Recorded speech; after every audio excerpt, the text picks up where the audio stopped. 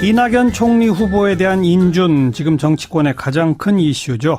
자유한국당은 인준할 수 없다. 그런데 본회의도 보이콧할지 여부는 아직 결정 못했다. 이런 상태라고 그러고요.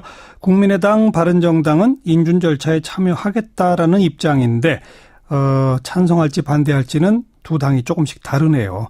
자, 바른정당의 정병국 전 대표를 연결해 봅니다. 정병국 의원 안녕하세요. 예, 안녕하세요. 정병국입니다. 예. 일단 내일 오전에 그 인사청문 보고서는 채택하는 거에 동의하신 거죠?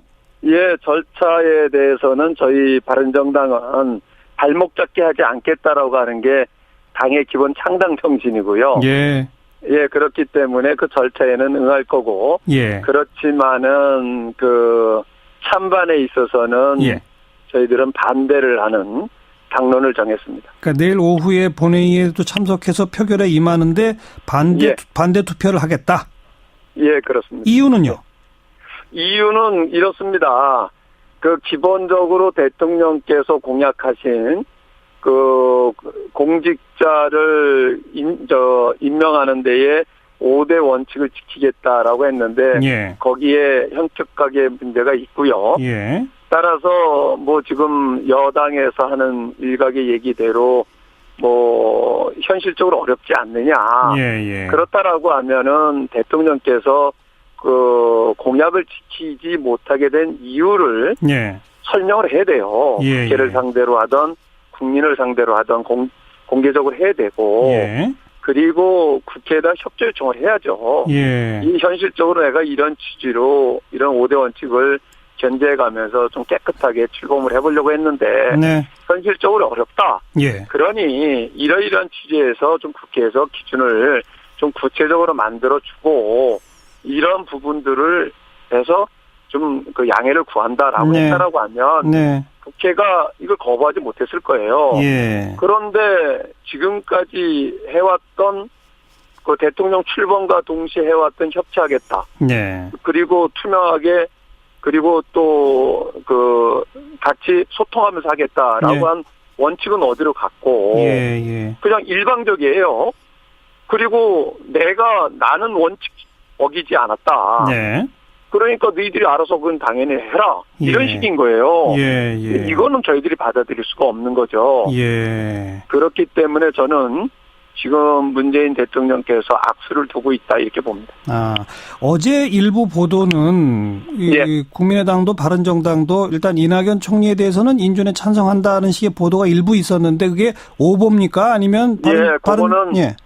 잘못 전달이 된 거예요. 저희가 협조하겠다라고 표현을 썼어요. 예. 그러니까 인준 절차에 협조를 하겠다. 예. 근데 그게 꼭 바로 찬성하는 걸로 오인이 돼서 저희들이 오늘 의청을 통해서 협조한다는 용어가 아니라 절차에 참여한다. 예, 표결 절차에는 참여를 한다. 원칙대로 하겠다는 거죠. 네. 네. 그러니까 이낙연 총리 후보자한테 결정적 하자가 있기 때문이라고 보다는 제가 지금 좀 아까 정병국 전 대표의 말을 쭉 제가 해석해 보건대는 이낙연 후보자의 결정적 하자라기보다는 문재인 대통령의 지금 야당과의 소통 방식에 있어서의 악수, 이게 문제로군요.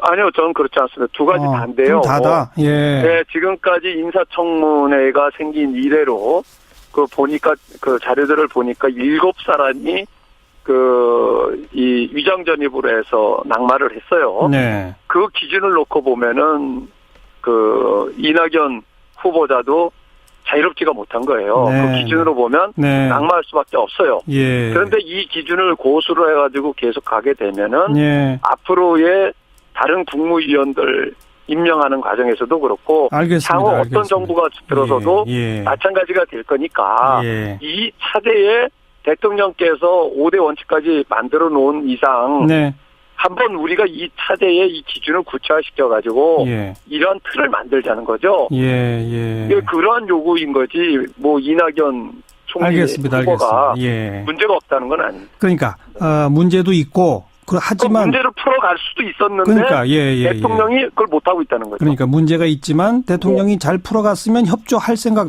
찬성해볼 줄 생각도 있었지만 그렇습니다. 그걸 또 안 했다.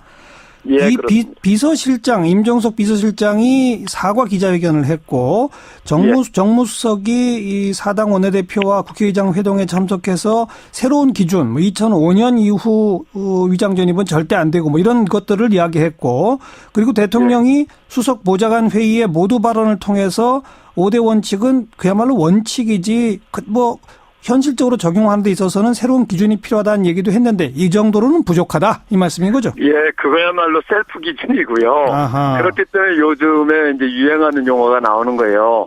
내로남불이라는 얘기가 왜 나오는가 하는 것을 잘 보셔야 됩니다. 네. 예. 자, 그러면 이제 이낙연 총리에 대해서는 표결에 참여하되 반대 표시이고 예. 강경화 외교부 장관 후보자, 김상조 공정거래위원장 후보자에 대해서는 어떤 생각이십니까? 저는 예단하고 싶지는 않아요. 네. 근데 지금 나온 사실만 가지고 놓고 보면 이낙연 총리를 인준하느냐 안 하느냐가 기준이 될 수밖에 없는 거예요. 예. 그래서 요 문제를 풀자고 했던 겁니다. 예. 그 기준으로 본다면 반대할 수밖에 없는 거죠. 예. 예. 그럼 지금이라도 문재인 대통령이 이 정병국 의원이 주장하시는 바와 같은 식의 진솔한 야당과의 그 협조 요청 내지는 기준 마련에 대한 동참 요구 이런 식이 있으면 또 변화가 가능합니까? 그렇게 되면 국회에서 그런 원칙을 대해서 논의할 수가 있는 거고요. 네. 속도를 낼 수밖에 없는 거죠. 만약에 그럼에도 불구하고 국회가 반대를 하거나 반대를 하게 되면은 발목 잡는 게 되는 겁니다. 결국은. 그래서 그런 부분들을 차제에 풀고 저는 이런 과정들이 적폐 해소하는 방법이라고 봐요. 알겠습니다. 근데 저는 문재인 대통령께서 취임 전후로 통해서 행보를 통해서 보면 충분히 이런 과정들을 쉽게 풀어갈 줄 알았어요. 네. 근데 하는 행태를 보면 과거 대통령들과 차이가 없는 식으로 가고 있다 하는 우려를 낳게 합니다. 네. 여기까지 말씀드릴게요. 고맙습니다. 예, 고맙습니다. 바른정당의 정병국 전 대표였고요. 자, 국민의당은 이현주 원내 수석부 대표를 연결합니다. 이현주 의원 안녕하세요. 네, 안녕하세요. 네. 국민의당은 일단 이낙연 총리에 대해서는 표결에 참여하고 찬성한다. 이렇게 정하신 거죠? 표결에 이제 참여한다. 이렇게 대승적으로 찬성한다. 이렇게 이제 결정을 했는데요. 이게 이제 인사 사안이라서 이것을 당론으로 찬성한다. 이렇게까지 말씀드릴 수는 없는 거고요. 다만 이제 그렇게 결정을 했기 때문에 분위기는 많이들 찬성하시지 않을까 이렇게 예상을 합니다. 인사사항이니까 무기명 비밀 투표고 그렇죠? 네네. 강제할 수는 없는 건데 어쨌든 그렇게 결정이 됐기 때문에 많은 분들이 찬성할 걸로 예상을 하고 있습니다. 찬성의 입장을 정한 배경은요? 이낙연 총리 후보자가 문제가 없기 때문입니까? 아니요. 거기서 저희가 발표를 했지만 찬성이라고 또 얘기하기는 그렇습니다만 어쨌든 절차에 협력하겠다 대승적으로 이제 이런 건데 사실은 저희가 말씀을 드렸습니다만 문제가 있다 이렇게 저희가 얘기를 했어요. 분명히 문제가 있다. 그리고 대통령께서 말씀하신 그 5가지 원칙 우리는 그 원칙 계속해서 준수되어야 한다. 철저히 준수되어야 한다고 생각한다. 왜냐하면 어떤 새로운 대한민국이라는 것을 바라는 국민들의 기대가 있기 때문에 다만 문제는 이제 이것이 첫 총리고 첫 인사인데 이게 계속 지연될 경우에 이제 인사 재청권 행사 문제라든가 여기서 너무 지나치게 이제 이게 지연되면서 이제 국정의 어떤 차질이 빚어지는 것에 대해서 저희가 상당한 정치적 부담을 또 지고 있습니다. 그래서 그러면 이게 대승적 차원에서 저희가 결단을 해서 절차도 협조를 하겠지만 이후에 어떤 이것은 이제 이 건에 한해서 그렇게 하는 것이지 이후에는 철저하게 그 원칙에 따라서 저희가 검증을 하겠다라고 얘기를 했습니다. 그리고 동시에 저희가 유감인 것은 저희가 대통령의 어떤 직접적인 어떤 해명, 특히 5가지 원칙에 대한 그 원칙이 무너진 것에 대한 해명을 요구를 했는데 저희가 그것을 이제 조건으로 또 하다 보면 질질 끌게 되니까 그렇게까지는 하지 않겠지만 그래도 우리가 협조하겠다고 했음에도 불구하고 대통령이 빨리 그런 문제들을 말씀을 해 주시면 좋겠다 이렇게 얘기를 했습니다. 청와대가 새롭게 제시한 그 외 2005년 7월 이후의 위장 전입은 원천 배제, 2005년 7월 이전 건은 투기성일 경우는 배제. 요 기준은 어떻게 평가하세요? 그것은 저희가 그날도 이제 기자간담회에서 얘기를 했는데요. 사실 2005년 전후로 나누는 부분에 대해서도 청문회 제도가 생긴 이후라는 그런 이유 때문인데요. 예.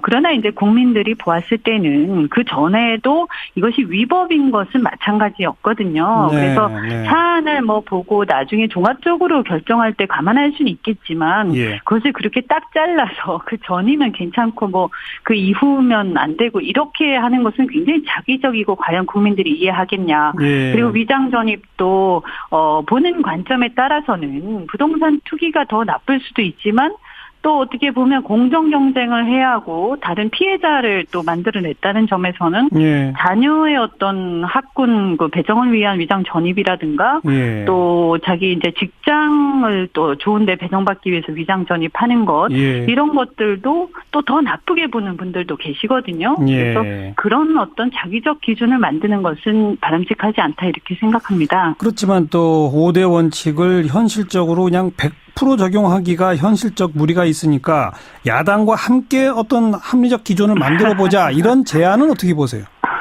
글쎄 근데 그것을 저희가 말씀을 드렸지만 우리는 이 5가지 원칙이 철저히 준수되어야 한다라는 네. 것에 대해서는 변함이 없다. 왜냐하면 예.